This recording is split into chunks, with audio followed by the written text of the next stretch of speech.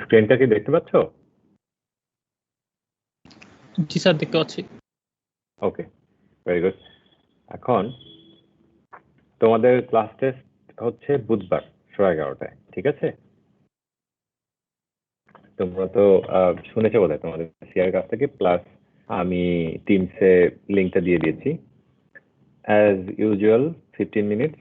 যারা আগে আমার ক্লাস টেস্ট অ্যাটেন্ড করনি তাদের জন্য আর কি 10টা কোয়েশ্চেন থাকবেন, multiple choice, 20 marks, 15 minutes time. তো লিঙ্কে ক্লিক করে গিয়ে ওখানে যেভাবে তোমরা ক্লাস টেস্ট দাও আর কি সেভাবেই দিবা। আর যেটা হলো যে 10টা কোয়েশ্চেনে সবগুলো একই মার্ক ক্যারি করবে না, এক রকম, সেটা নিয়ে ইন টোটাল 20 মার্কস। তো দ্যাটস অ্যাবাউট ইট। 11:30টার দিকে আমি টিমসে থাকবো, তোমরা যদি জয়েন করতে চাও করতে পারো, আর না করলে ডিরেক্টলি জাস্ট এক্সাম দিয়ে দিলে আর কি, তাতেও হবে। যদি তোমাদের কোনো অসুবিধা হয় সেই জন্য আমি থাকবো। তো এই হচ্ছে মোটামুটি, এটা হচ্ছে পরশু দিনের ব্যাপার। সিলেবাস হচ্ছে তোমাদের রেফ্রিজারেশন, যে চ্যাপ্টারটা, চ্যাপ্টার 9 থেকে থাকি। অলরাইট, তো আজকে হচ্ছে নতুন টপিকে চলে যাচ্ছি আমরা। এখন যেটা নিয়ে কথা বলছি সেটা হচ্ছে কেমিক্যাল রিঅ্যাকশন ইকুইলিব্রিয়া। কেমিক্যাল রিঅ্যাকশন ইকুইলিব্রিয়া কোন চ্যাপ্টারটা তোমরা বলতে পারবা? Sir 13 maybe. 13, তাহলে ঠিক আছে 13। আর কেমিক্যাল রিঅ্যাকশন ইকুইলিব্রিয়া বলো আর ইকুইলিব্রিয়াম বলো, এই জিনিস তোমরা ইকুইলিব্রিয়াম পড়তে পড়তেই আসছো, বিভিন্ন সাবজেক্টে পড়েছো, বিভিন্ন কোর্সে পড়েছো, কিন্তু ইকুইলিব্রিয়ামটা আসলে কি বলতে পারবা? Sir lack of tendency to change.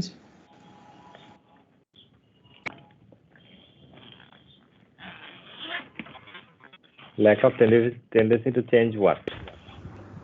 Sir equilibrium বলতে মেনলি মনে হয় 4টা ক্রাইটেরিয়াকে মিন করে, যে thermal equilibrium, mechanical equilibrium, chemical equilibrium, আর একটা মনে হয় ভুলে গেছি। হ্যাঁ, অনেকগুলো ইকুইলিব্রিয়াম, কিন্তু এগুলো আসলে ইকুইলিব্রিয়াম হয় কি? টাইমের রেসপেক্টে চেঞ্জ হয় না আর কি। টাইমের রেসপেক্টে চেঞ্জ হয় না, এটা হচ্ছে ব্যাপার। কারণ সবগুলো ইকুইলিব্রিয়ামই আছে, ইকুইলিব্রিয়াম বিভিন্ন রকম হতে পারে। আমরা এখন কেমিক্যাল রিঅ্যাকশন ইকুইলিব্রিয়াম নিয়ে কথা বলছি। আর ইকুইলিব্রিয়ামের কথা যদি বলো যে অন্যগুলো কিরকম হতে পারে, অন্যগুলো যেমনই হোক সব জায়গাতেই একটা চেঞ্জ হচ্ছে না, কোনো মনে হচ্ছে যেন আসলে চেঞ্জ হচ্ছে। চেঞ্জ হচ্ছে কিরকম, যে যতটুকু দিচ্ছি ততটুকুই আবার পাচ্ছি, এরকম একটা ব্যাপার, তাই তো? যেমন ধরো একটা কথা চিন্তা করো, স্টেডি স্টেটের কথা চিন্তা করো, যতটুকু ইন হচ্ছে ততটুকু আউট হচ্ছে, তাই না? তো এরকম ইকুইলিব্রিয়ামে কি হচ্ছে, সেই এমন একটা জায়গায় চলে গেছে যে ইন অ্যান্ড আউট সমান হয়ে গেছে, তাই তো? বোঝা যাচ্ছে না যে কি হচ্ছে আসলে, কোনো চেঞ্জ হচ্ছে কিনা। তো এরকম একটা ব্যাপার হয়ে যাচ্ছে, ধরো যতটুকু তৈরি হচ্ছে ততটুকুই আবার ডিস্ট্রয় হয়ে যাচ্ছে রিঅ্যাকশনের ক্ষেত্রে। তো আমাদের আসলে ওইটা তো প্রি কনসেপ্ট। রেকর্ডিং অন করে দিই এবার।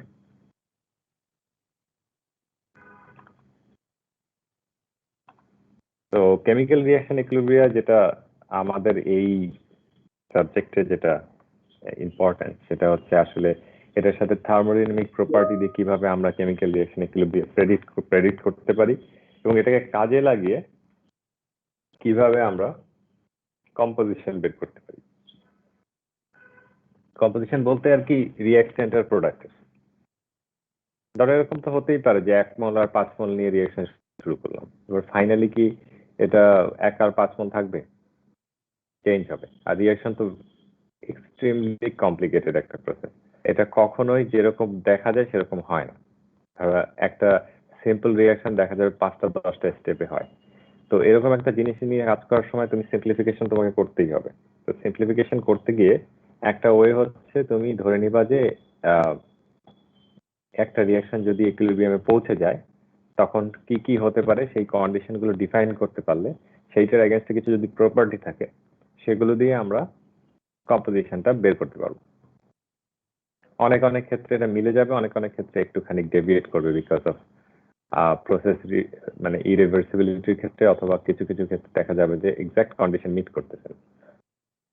কিন্তু still thermodynamics is the only tool which is extremely easy to work with. অন্য যে কোনো কিছু থেকে এটা সবচেয়ে সোজা এটা নিয়ে কাজ করা। এই জন্যই দেখা যায় যে আমরা থার্মোডাইনামিক্সের দিকে আগে আসি। তো আমাদের এই চ্যাপ্টারটার কথা বললাম, চ্যাপ্টার 13, এখানে মেইন জিনিসটা হচ্ছে যে কিভাবে কেমিক্যাল রিঅ্যাকশন ইকুইলিব্রিয়ামের সাথে গিবস ফ্রি এনার্জির একটা সম্পর্ক বের করা যায়। তো আগে একটু তোমাদের সাথে ঝালাই করিনি, গিবস ফ্রি এনার্জি সম্পর্কে আগে থেকে কিছু জানো?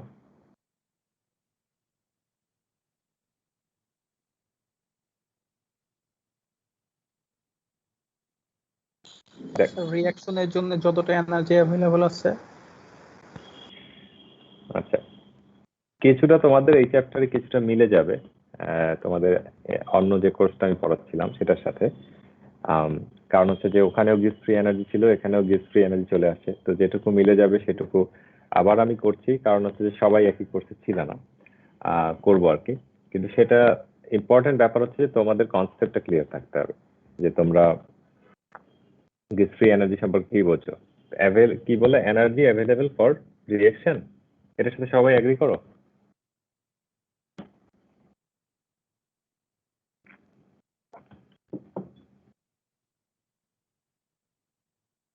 ধরে নিচ্ছি সবাই এগ্রি করতেছো, ডিসএগ্রি করলে এতক্ষণে বলে দিতাম।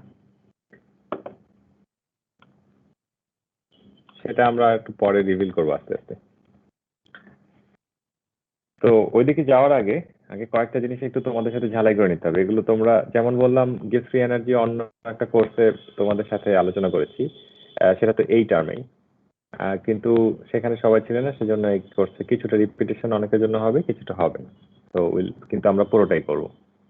আর হচ্ছে এইখানে যেটা নিয়ে একটু আলোচনা করব সেটা হচ্ছে তোমরা ফেল্ডারের বই থেকে পড়ে আসছো, একটু হয়তো ডিফারেন্ট নোটেশন থাকতে পারে, বাট আমরা এটার সাথে বোঝার জন্য এটার সাথে লিঙ্ক করব। একটু যদি চেঞ্জও আসে এটাই আমাদের স্টিক করে থাকতে হবে, কারণ হচ্ছে যে পরবর্তীতে ডেরিভেশন গুলোর সাথে এই নোটেশন গুলো ইম্পর্টেন্ট হয়ে যাবে। So material and energy balance যেটা দেখেছো, তোমরা এক্সটেন্ট অফ রিঅ্যাকশন নিয়ে কাজ করেছো না? জি স্যার।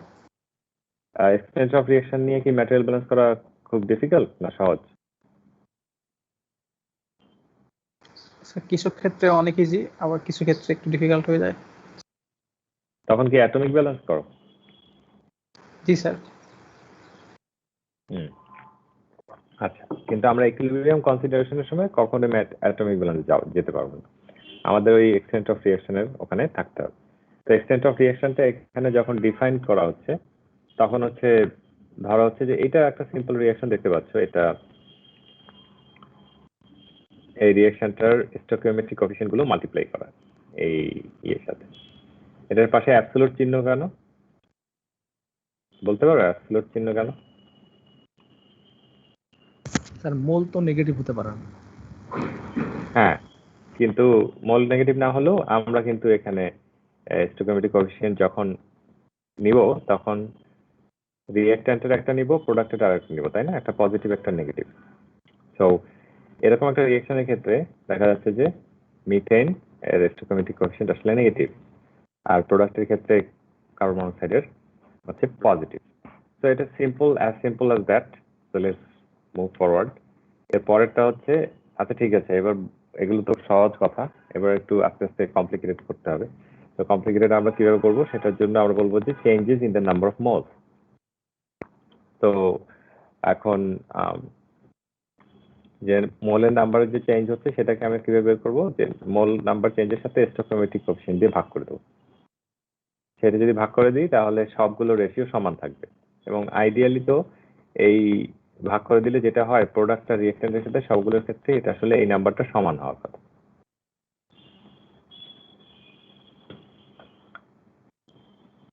এই নাম্বারটা যদি সমান হয় প্রোডাক্ট এবং রিঅ্যাক্ট্যান্টের ক্ষেত্রে, তাহলে এইটা দিয়ে সবার সাথে লিংক করা যাবে অ্যান্ড দিস বিকামস, এটা কি বলবো, এটা বলো, একটা কথা বলে আসতাম এটা সম্পর্কে, এটা কি?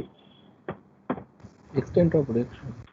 Right, extent of reaction. তার মানে এখন এটাকে ডিফাইন করাটা খুব ইজি হয়ে গেল যে change in the moles should be stoichiometric coefficient of that particular component multiplied by extent of reaction.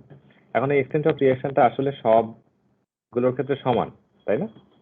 এই যে এখানে আমরা বের করলাম, এখানে সবগুলোর ক্ষেত্রে সমান, তো এটার জন্য আলাদা করে আই দিতে হবে না, আই দিতে হচ্ছে এটার জন্য, কারণ আইটা চেঞ্জ হচ্ছে, আই ইকুয়ালস টু 1 2 3 4 5 6 এই আর কি। তো এমন একটা কিছু পেলাম আমরা যেটা আসলে ইন্ডিপেন্ডেন্ট অফ দিস আই এর। তো এই ইন্ডিপেন্ডেন্ট অফ দিস আই জিনিসটা দিয়ে আমাদের সুবিধাটা হবে যে কোনো রিঅ্যাকশনের ক্ষেত্রে আমরা একটা ভ্যারিয়েবল দিয়ে পুরো রিঅ্যাকশনটাকে প্রেজেন্ট করতে পারবো। রিঅ্যাকশনটা প্রসিড করতেছে কিনা সেটা আমি এক্সটেন্ট অফ রিঅ্যাকশন দিয়ে বলতে পারি without considering any other variable, বা কোনো কিছুর সাথে রিলেশন না করি। তো এটা ইম্পর্টেন্ট। কেন ইম্পর্টেন্ট পরে আসছি সেখানে।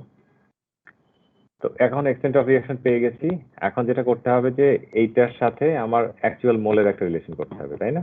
ধরো আমার এনআই আছে, এনআই থেকে কি এটা, এনআই যদি রিঅ্যাক্ট্যান্ট হয় এটা মাইনাস হয়ে যাবে, আর এনআই যদি প্রোডাক্ট হয়, যদি রিঅ্যাক্ট্যান্ট হয় আর যদি প্রোডাক্ট হয় তাহলে এটার সাথে প্লাস হয়ে যাবে, তাই না?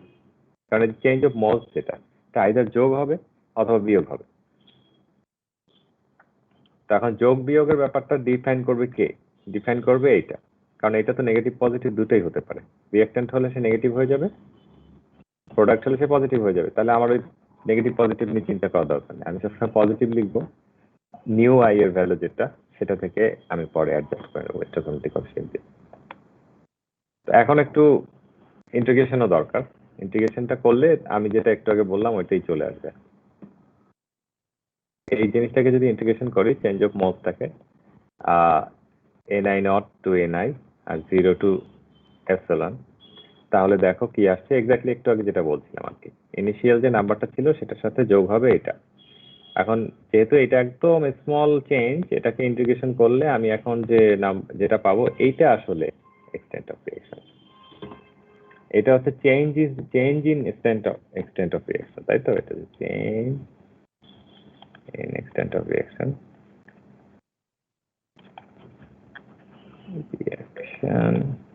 আর এটা হচ্ছে এক্সটেন্ট অফ রিঅ্যাকশন।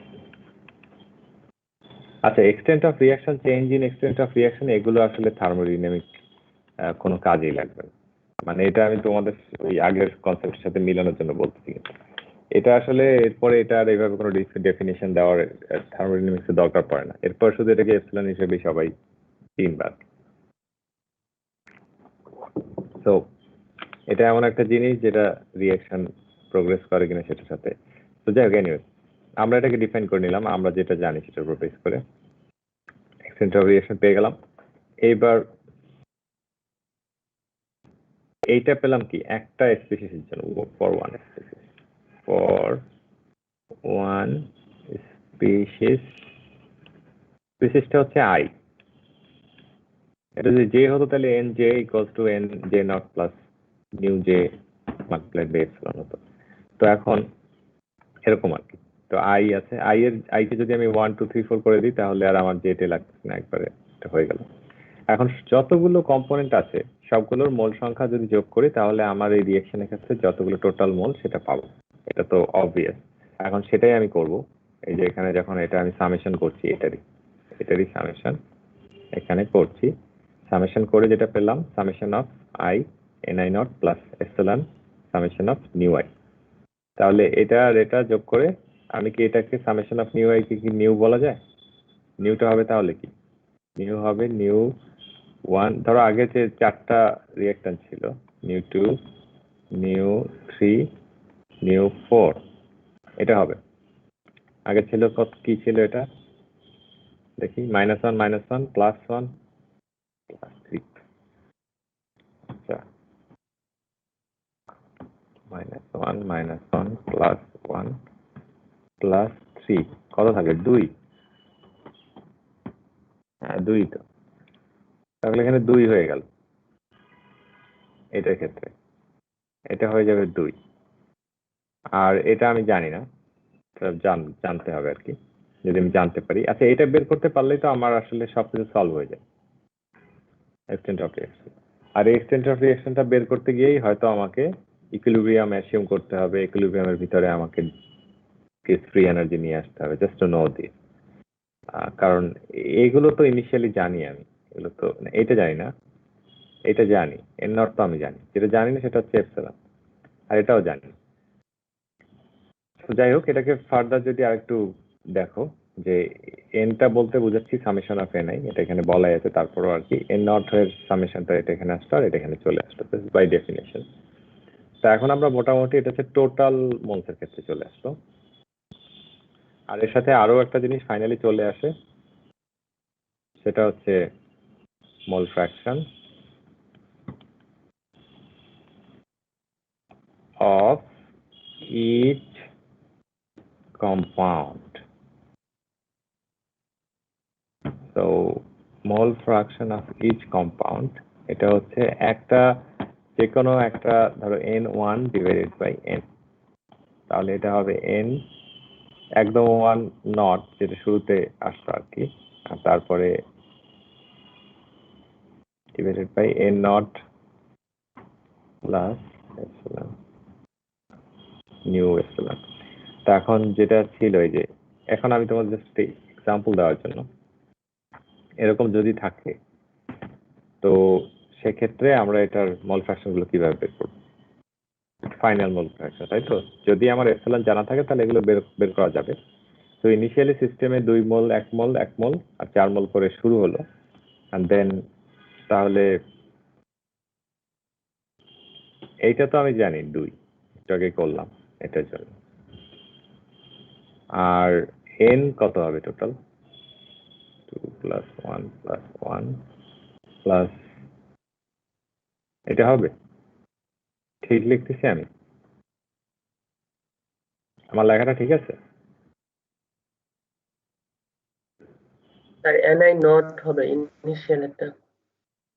আচ্ছা, তাহলে n নট যেটা হচ্ছে সেটাই হচ্ছে আমি এখন করতেছি, তাই না?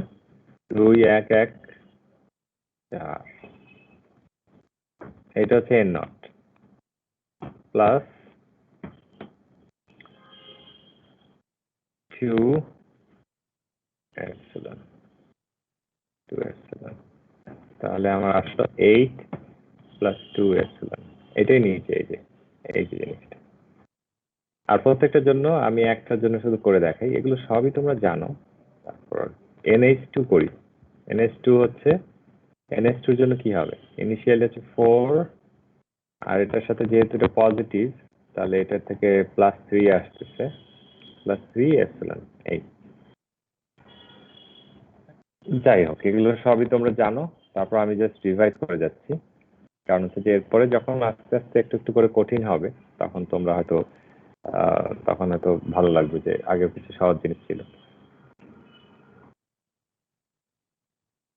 আচ্ছা, ঠিক আছে, এখন তো হচ্ছে একটা রিয়েকশন নিয়ে কথা বললাম, একটা রিয়েকশনের পরে যেটা আসবে হচ্ছে মাল্টিপল রিয়েকশন। মাল্টিপল রিয়েকশনের ম্যাটেরিয়াল ব্যালেন্স এনার্জি ব্যালেন্স তোমরা কিন্তু করেছো।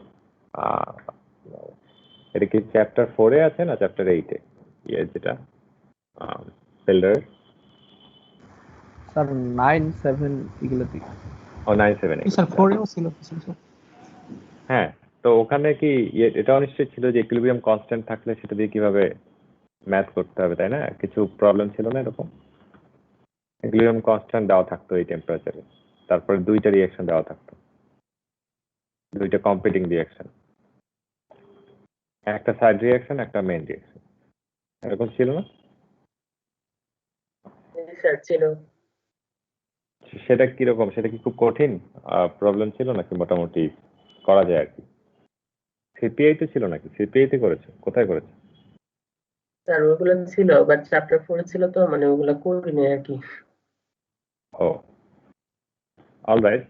তো ওই যে ব্যাপারটা, ওইটা হচ্ছে মাল্টি রিঅ্যাকশন বলে, তাই না? তো দুইটা হতে পারে, up to n number of reaction হতে পারে, উই ডোন্ট নো ইয়েট।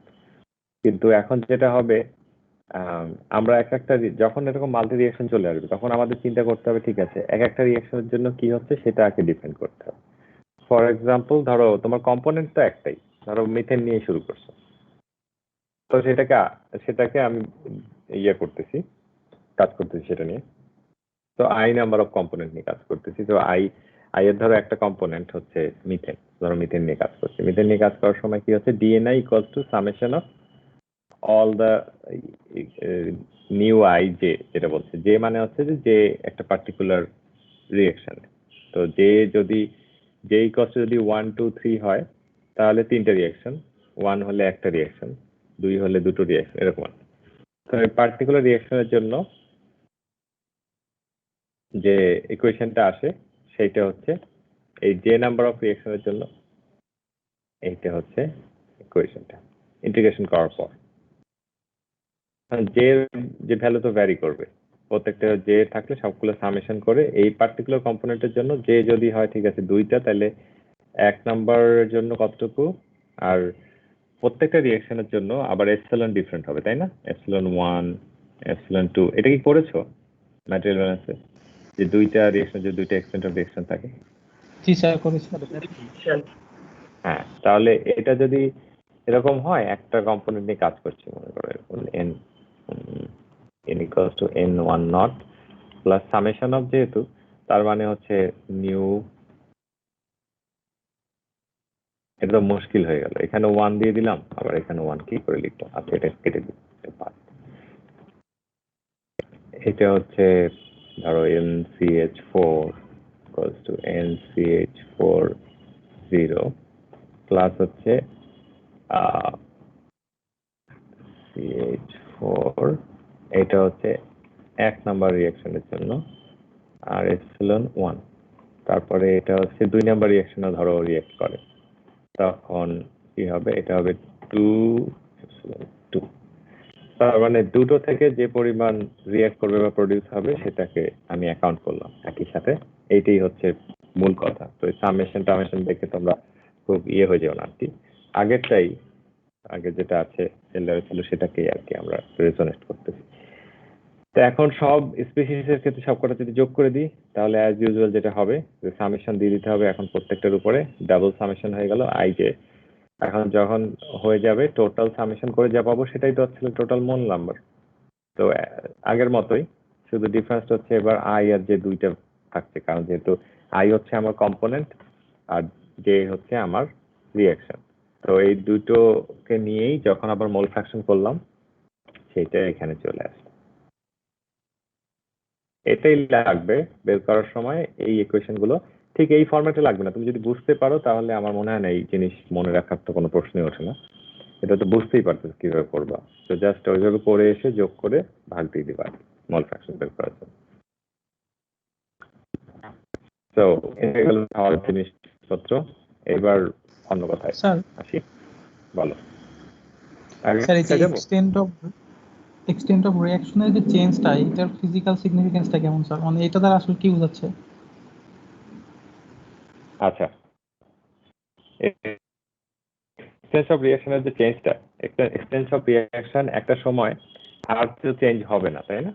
যখন তোমার রিঅ্যাকশন কমপ্লিট হয়ে গেল তখন সে কিন্তু আর চেঞ্জ হবে না, হবে কি? না স্যার।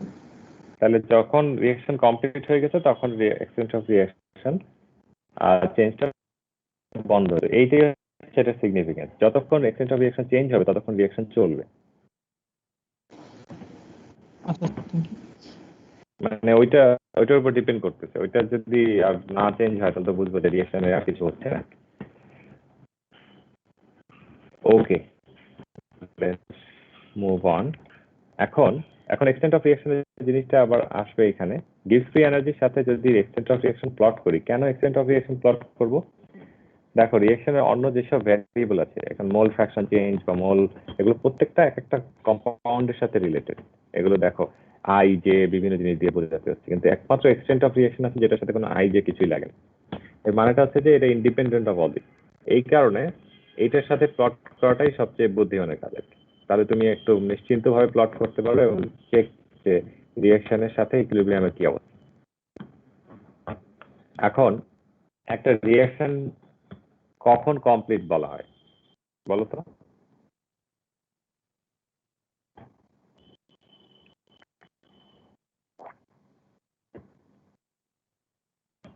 দেখো রিঅ্যাকশন ইঞ্জিনিয়ারিং কিন্তু কেমিক্যাল ইঞ্জিনিয়ারিং এর একদম কোর্স। তো এখন মজার জিনিস হচ্ছে যে আমরা এই জিনিসটাকে সবসময় মানে একটু কম স্টাডি করা হয় আমার কাছে, তাই মনে হয়। এটা তোমাদের একটু মাথায় রাখতে হবে যে রিঅ্যাকশনের ক্ষেত্রে রিঅ্যাকশন যদি কমপ্লিট হয়, কমপ্লিট বলতে আমরা কি বুঝাই? স্যার ইকুইলিব্রিয়ামে পৌঁছে গেছে। রাইট, ইকুইলিব্রিয়ামে পৌঁছে যায়। ইকুইলিব্রিয়ামে পৌঁছে যায়। আচ্ছা, ইকুইলিব্রিয়ামে যদি পৌঁছে, ইকুইলিব্রিয়ামে তো কখনো 100% কনভার্সন হয় না। তাহলে আমরা কিভাবে এনশিওর করি যে 100% কনভার্সন হচ্ছে?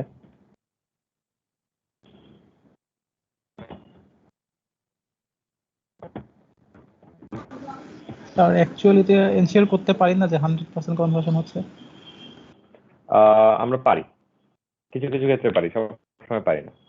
একটা রিঅ্যাকশন আছে, ধরো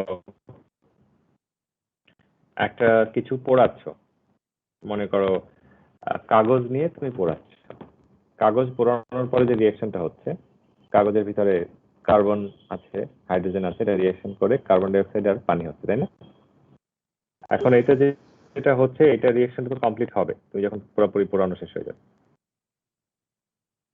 কি করে এটা সম্ভব হচ্ছে? স্যার আমরা মানে প্রোডাক্টটাকে যদি সরাই সরিয়ে নিতে পারি নিচ্ছি, তাহলে এক্স্যাক্টলি। মানে ইকুইলিব্রিয়ামের সাথে ডিল করার কয়েকটা উপায় আছে। এর ভিতরে একটা মোস্ট এফেক্টিভ উপায় হচ্ছে যে প্রোডাক্টটাকে সরায় নাও। প্রোডাক্ট যদি সরায় নিতে পারো তাহলে সে ইকুইলিব্রিয়াম শিফট করে সামনের দিকে চলে যাবে। এই সামনে যেতে যেতে সে হয়তো একদম যতদূর যাওয়া সম্ভব এই পর্যন্ত, যদি যাওয়া সম্ভব এই পর্যন্ত চলে যাবে। তাই আবার আরেকটা কাজ আমরা করতে পারি, টেম্পারেচার প্রেসার ভ্যারি করতে করতে এটাকে একদম পুশ করে ইকুইলিব্রিয়ামটাকে এই দিকে নিয়ে আসতে পারি। এখন কথা হচ্ছে অতদূর যে আমরা নিয়ে আসবো টেম্পারেচার প্রেসার ভ্যারি করে, এটা আসলে এক্সট্রিমলি ডিফিকাল্ট টাস্ক। সেই জন্য প্রোডাক্ট সরাই নেওয়া হচ্ছে বুদ্ধিমানের কাছে। কারণ ওইভাবে করে পুশ করে করে নিতে গেলে দেখা যাবে টেম্পারেচার প্রেসার এমন একটা জায়গায় আসছে যেখানে হয় টেম্পারেচার বাড়াতে হবে আমাকে অথবা প্রেসার, দুইটা তো একসাথে কন্ট্রোল করা যাচ্ছে না। তো দেখা যাবে তুমি আসলে ওই জায়গায় রিচ করা সম্ভব হচ্ছে না। তারপর অনেক সময় দেখা যায় যে আমরা প্রায় 90% রিচ করে যাই। 90%-এ যদি ইকুইলিব্রিয়াম আনা যায় তাহলে কিন্তু 90%-এ গিয়ে তুমি এটাকে বলতে পারো যে ইটস অলমোস্ট কমপ্লিট, তাই না? তো এখানে আমরা একটা সিচুয়েশন দেখছি যে গিভস ফ্রি এনার্জি যাই হোক, এখনো তো আমরা ওটা নিয়ে ডিফাইন করছি না, গিভস ফ্রি এনার্জি যাই হোক, সে প্রোডাক্টের রিঅ্যাকট্যান্টের দিক থেকে যদি এদিকে চিন্তা করি আর প্রোডাক্টের দিক থেকে চিন্তা করি, রিঅ্যাকট্যান্ট যখন বেশি ছিল তখন তো প্রোডাক্ট কম ছিল, তখন সে এখানে হয়তো বেশি কিছু করতে পারছে না। কিন্তু আস্তে আস্তে যখন রিঅ্যাকট্যান্ট বাড়িয়ে দিচ্ছি তখন প্রোডাক্টের দিকে বেড়ে যাচ্ছে, প্রোডাক্ট আবার এদিকে উপরের দিকে চলে যাচ্ছে, তখন সে আবার ফেরত আসার চেষ্টা করতেছে। তো দুজনেই চেষ্টা করতেছে এই জায়গাটায় ফেরত আসার। তো যখন এটা ফেরত আসার চেষ্টা করতেছে তখন এই জিনিসটাকে কন্ট্রোল করতেছে হচ্ছে টেম্পারেচার এন্ড প্রেসার। তো কনস্ট্যান্ট টেম্পারেচার প্রেসারে তুমি এক্সপেক্ট করতে পারো যে এরকম একটা ঘটনা ঘটবে, এবং যেখানে কোনো প্রোডাক্ট রিমুভাল হচ্ছে না। এখন প্রোডাক্ট রিমুভাল যেহেতু হচ্ছে না, তো we can actually reach there that equilibrium. কিন্তু ইকুইলিব্রিয়ামের একটা বড় অ্যাজাম্পশন হচ্ছে,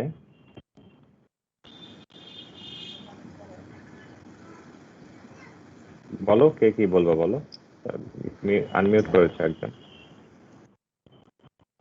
আচ্ছা, কিছু বলবে না। তো অ্যাজাম্পশন হচ্ছে যে এই যে ইকুইলিব্রিয়ামটা রিচ করলো, এটা কতক্ষণে রিচ করলো? Sir infinite time. Infinite time. এটা বাস্তবে কখনো ইনফাইনাইট টাইম দেওয়া সম্ভব না, কিন্তু তারপর আমরা ধরে নেব যে ইনফাইনাইট টাইম আমরা ওকে দিয়েছি, and then we can reach equilibrium for a certain case. Very good. পেয়ে গেলাম ইকুইলিব্রিয়াম। এখন আমি ইনফাইনাইট টাইম দিয়েছি, তারপরে ইকুইলিব্রিয়াম রিচ করি। রিচ করার পরে এইবার যেটা হবে, এই গিভস ফ্রি এনার্জির কার্ভটা যদি এরকম হয় তাহলে গিভস ফ্রি এনার্জি এদিকে চেঞ্জ হচ্ছে, তাই না? at constant temperature pressure যদি এটা চেঞ্জ আমি এই পয়েন্টে বের করতে চাই তখন সেটা জিরো হয়ে গেল। এটাই হচ্ছে আমাদের আসল কনসেপ্ট। কারণ যদি সিগনিফিকেন্সটা আমরা জানি তাহলে এই ডেলজিটাকে কাজে লাগিয়ে আমরা হয়তোবা এই জিনিসটা বের করতে পারবো। এপসিলন ই হচ্ছে extent of reaction at equilibrium. এখন ইকুইলিব্রিয়ামে যদি আমি এটা বের করতে পারি তাহলে কিন্তু আমার ওই যে আগে যেসব ইকুয়েশন আমরা ফর্ম করে আসলাম ওখানে এপসিলনটা বসাই দিতে পারবো, বসাই দিলে ইকুয়েশন সলভ হয়ে গেল। ইম্পর্টেন্ট ব্যাপার। তো এটা সলভ করার দুটো পদ্ধতি আছে। একটা হচ্ছে ডিরেক্টলি তুমি ডেল জি নিয়ে ডিল করবা, জি কে মিনিমাইজ করবা এবং ডেল জি মিনিমাইজেশনের মাধ্যমে তুমি এপসিলনটা বের করে ফেলবা। আরেকটা হতে পারে, আরেকটা পদ্ধতি আছে, সেইটা তোমরা অলরেডি করে আসছো। সেটা হচ্ছে তোমাকে ইকুইলিব্রিয়াম কনস্ট্যান্ট আমি দিয়ে দেবো, ইকুইলিব্রিয়াম কনস্ট্যান্ট নিয়ে তুমি কাজ করবা, সেটা থেকে তুমি এপসিলন ইটা বের করে নেবে। ইকুইলিব্রিয়াম কনস্ট্যান্ট যেটা সেটা ডেল জি এর সাথে কানেক্টেড। সো আলটিমেটলি তুমি ওটা দিয়েও বের করে নিতে পারো। তো এখন তোমাকে যদি কেউ ইকুইলিব্রিয়াম কনস্ট্যান্ট না দিয়ে দেয় তখনই হচ্ছে তোমাকে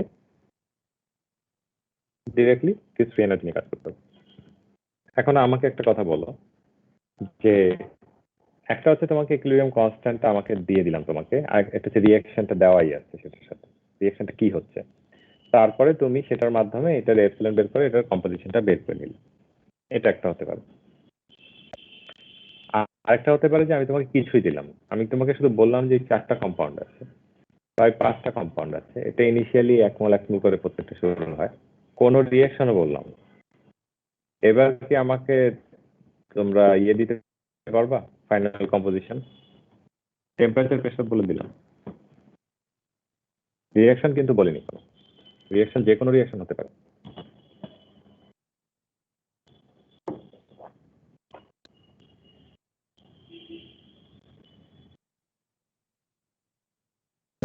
স্যার ওদের গ্রিপস ফ্রি মনে করো এনার্জি গুলো এরকম, দিয়ে এখানে একটা, আমি লিখছি। হ্যাঁ বলো বলো। স্যার ওদের গ্রিপস ফ্রি এনার্জি দিয়ে একটা ইকুয়েশন তৈরি করলে সেটার ফার্স্ট ডেরিভেটিভ করবো আর কি।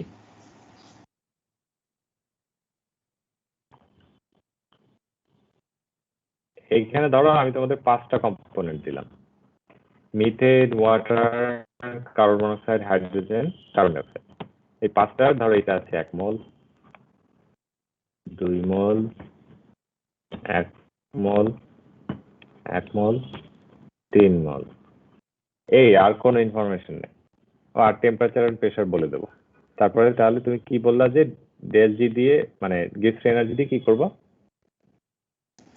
স্যার একটা ইকুয়েশন তৈরি করবো আর কি, তারপরে সেটার first derivative is equal to 0 করবো।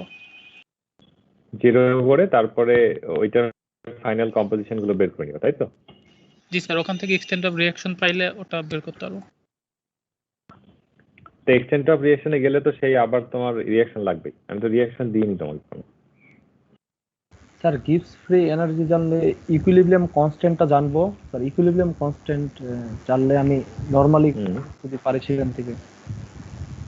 ইকুইলিব্রিয়াম কনস্ট্যান্ট তো হয় একটা রিঅ্যাকশনের, আমি তো রিঅ্যাকশন দেইনি তোমাকে। স্যার ওদের গিভস ফ্রি এনার্জির ইকুয়েশনটা লিখলেই তো হবে, GI equal to GI naught plus RT ln of NI। So ln NI কে রেগুলার ডেরিভেটিভ করলে আমার তো ইকুইলিব্রিয়াম কনস্ট্যান্ট লাগবে না, ওগুলো লাগবে না। GI নট আমরা বের করতে পারবো ওদের প্রপার্টিজ থেকে।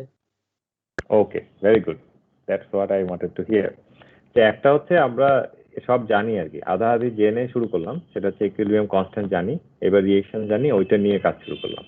আরেকটা হচ্ছে আমি কিছুই জানি না, এরকম সিচুয়েশন হতে পারে তোমাদের, যেমন একটা জায়গায় পড়ে গেছে, আচ্ছা ঠিক আছে আমি এখন কিছুই জানি না, আমি শুধু জানি যে কতগুলো কম্পোনেন্ট আছে, কতগুলো ইনপুটে কতগুলো দিয়ে দিচ্ছি, কিন্তু সেটাও তোমরা বের করতে পারবা জাস্ট ইকুইলিব্রিয়ামের এই কনসেপ্টটা ইউজ করে। যে বলবা যে আচ্ছা এটা ইকুইলিব্রিয়ামে রিচ করে গেছে, আমি ধরে নিলাম এটা ইনফাইনাইট টাইম ধরে ইকুইলিব্রিয়াম রিচ করে গেছে, তাহলে এবার আমি শুধুমাত্র ওই গিভস ফ্রি এনার্জির ইকুয়েশন দিয়ে বের করে নিতে পারবো।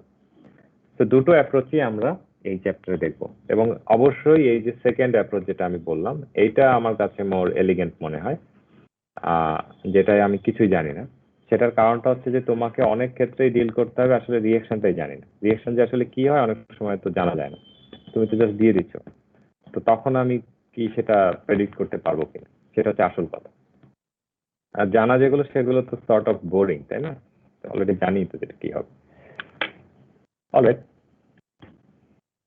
তাহলে তো এবার গিভস ফ্রি এনার্জি নিয়ে একটু আলোচনা করতে হবে, আর একটু সম্পর্কে জানতে হবে, সে উপায় নেই। কারণ গিভস ফ্রি এনার্জি হচ্ছে তোমার যেটা দিয়ে ইয়ে করতে হবে, যেটা দিয়ে তোমাকে ঠিক করতে হবে যে আদৌ এটা মাল্টি রিঅ্যাকশনের ক্ষেত্রে আমরা বের করতে পারি কিনা। তো গিবস ফ্রি এনার্জি শুরু যদি করি, গিবস ফ্রি এনার্জির এই ইকুয়েশনটা কি তোমরা সবাই পরিচিত এটার সাথে? কারণ এটা আমি আর এটা ডিরাইভ করাটা কোনো মানে আর হয় না, কারণ এটা আসলে তোমরা এতবার হয়তো থার্মোডাইনামিক্স কোর্সেই পড়ে আসছো, অথবা রিসেন্টলি পড়ে থাকতে পারো, অথবা থার্মোডাইনামিক্স 1 এ পড়ার কথা পড়েছো কি এটা? তো জানো স্যার পড়েছি থার্মোডাইনামিক্স 1 এ না এটাতেই স্যার, রিসেন্টলি পড়েছি। রিসেন্টলি পড়েছো, ভেরি গুড। সেই জন্য এটা ডেরিভেশনে যাওয়ার আমার কোনো ইচ্ছা নাই, কিন্তু এটা কি আমাকে একজন বলো যে তোমরা বুঝেছো এটা কি জিনিস?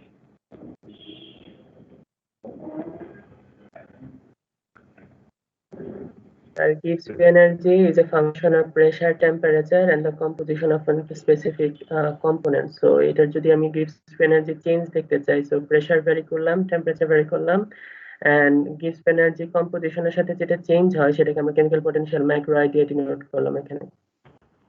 ওকে, তাহলে তিনটা ভেরিয়েবল তো, এই তো কথা। এখন যদি প্রেসার আর টেম্পারেচার কনস্ট্যান্ট হয় তাহলে কি হবে? dNg equal to micro I dNi হবে। হ্যাঁ, এটাই হয়ে যাবে। তাহলে টি কনস্ট্যান্ট, আমরা শুরু করব কঠিন জিনিস দিয়ে, তারপর সহজ করে নিতে হবে আর কি। সো আলটিমেটলি তাহলে এটা চলে আসে এরকম না, এই ডিএনজি সমান সমান summation of I knew I DNI. এটাকে আবার একটু রিঅ্যারেঞ্জ করে যদি লিখি তাহলে এটাকে এরকম ভাবে লেখা যায়, যায় তো? আর এটা তো ডিএনআই কে তো এখানে অলরেডি ভেঙে দিয়েছি, খেয়াল করেছো তো? ডিএনআই সমান সমান কি? নিউ আই ডিএফ এপসিলন, সেটা তো আমরা আগেই দেখে আসছি নাকি? ডিএনআই সমান সমান নিউ আই ডিএফ এপসিলন। তো এখন ওইটা এখানে বসায় দিলাম, আর এটা তো এটা বাদ হয়ে গেল, এটা তো বাদ 0 0। এখন যেটা থাকলো summation of nu I mu I, যেটা সেটাকে রেখে আমি ডিফারেন্সিয়াল পার্টগুলো আলাদা করে ফেললাম। টেম্পারেচার প্রেসার কনস্ট্যান্ট, সেই কারণে এই অবস্থা। আর মোল দিয়ে যদি জি কে গুণ করে ফেলি তাহলে এটা আসলে বলতেছে টোটাল গিবস ফ্রি এনার্জি, তাহলে জি একটা হয়ে গেল। আর কিছুই না, দিস ইজ জাস্ট ডেফিনেশন। তোমার যদি মনে হয় যে না আমি এইটুক লিখে রেখে দেবো, এইটুক লিখে রেখে দেবো, সেটা আসা যায় না। সো এখন কথা হচ্ছে যে ইকুইলিব্রিয়ামে তো এই জিনিস জিরো নাকি?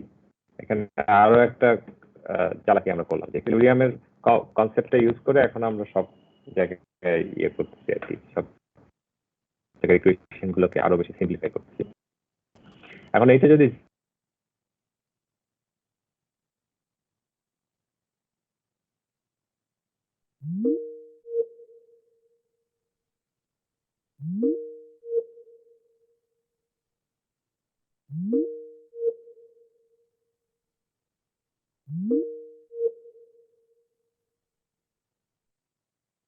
যায় নাই, ঝামেলা হচ্ছে কেমিক্যাল পটেনশিয়াল জিনিসটাই ঝামেলাপূর্ণ। এখন এটা এখানে চলে আসে, কেমিক্যাল পটেনশিয়ালের রিলেশনটা চলে আসে। আর এটার সাথে আসবে সেই ফুগাসিটি, না? ফুগাসিটি ফুগাসিটি তো সবাই খুব অপছন্দ করে, তোমরা অপছন্দ করো? মনে হচ্ছে না, ভেরি গুড। স্যার একটু একটু ভালো লাগা শুরু হয়েছে।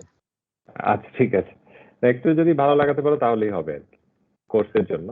আর পরে যদি এসব নিয়ে কাজ করো তখন আরো একটু বেশি ভালো লাগাতে হবে। তো এখন তাহলে এটাকে, এইটা একটা ইকুয়েশন আর এটা কিন্তু আরেকটা ইকুয়েশন। তো এটা গিবস ফ্রি এনার্জি ডেফিনিশন থেকে এটা আসে, আর এটা হচ্ছে কেমিক্যাল পটেনশিয়াল। তো এই দুইটা ইকুয়েশনকে নিয়ে যখন কাজ করবো আমরা, যেহেতু এই দুইটা টার্ম সমান, এই দুইটা বাদ দিয়ে দিতে পারি আমরা বিয়োগ করে। যখন কেমিক্যাল পটেনশিয়াল থেকে গিবস ফ্রি এনার্জি স্ট্যান্ডার্ড স্টেটে যেটা, সেটা যদি বিয়োগ করে দিই তাহলে আমরা পাবো RT ln F I cap divided by F I naught। এই রিলেশনটা পেলাম। এই রিলেশনটাকে এখন কাজে লাগাবো, ওই যে আগে যেটা পেয়েছি ওটার সাথে ম্যাচ করব।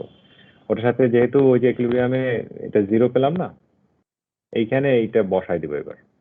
এইটা কি লেখা যায়, এটা এখানে এটাকে রিঅ্যারেঞ্জ করে এটাকে এই পাশে নিয়ে যাওয়া যায় না?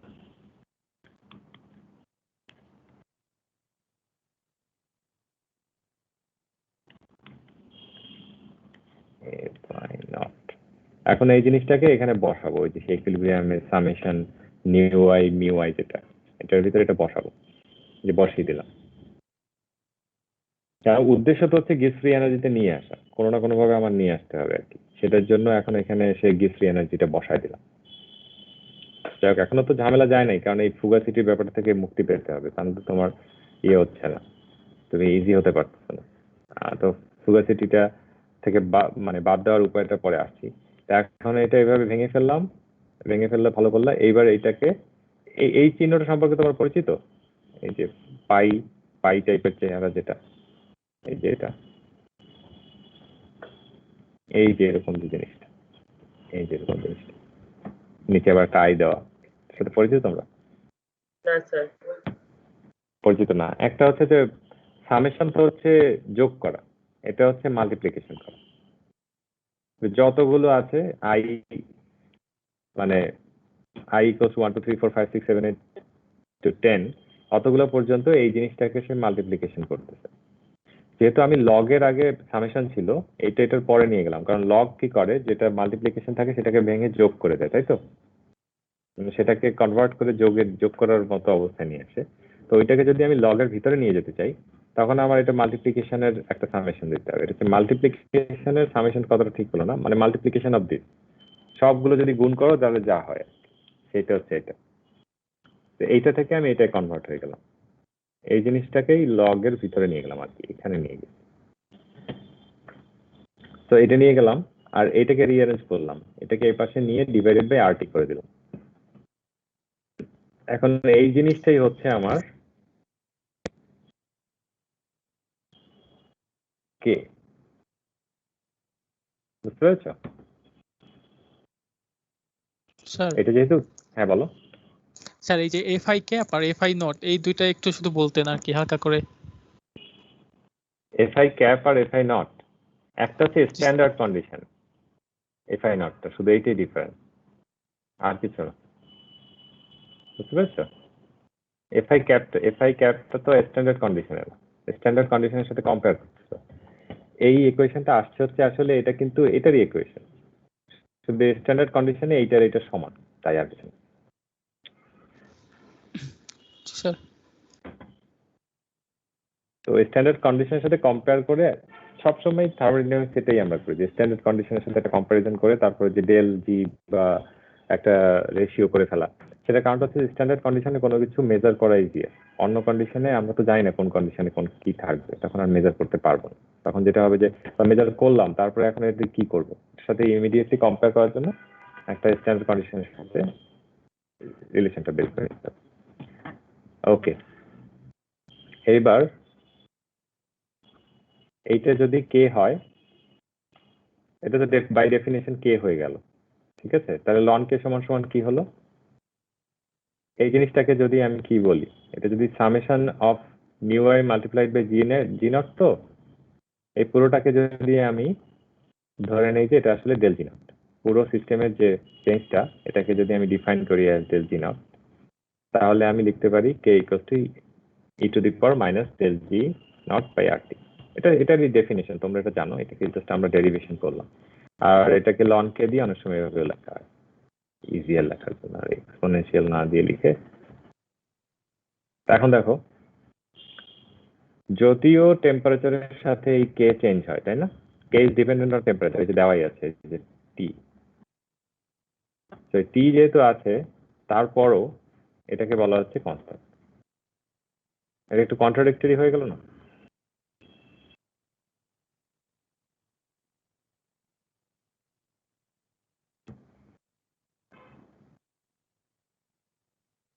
অলরাইট, এখন যেটা হচ্ছে টেম্পারেচারের সাথে এই ডিপেন্ডেন্স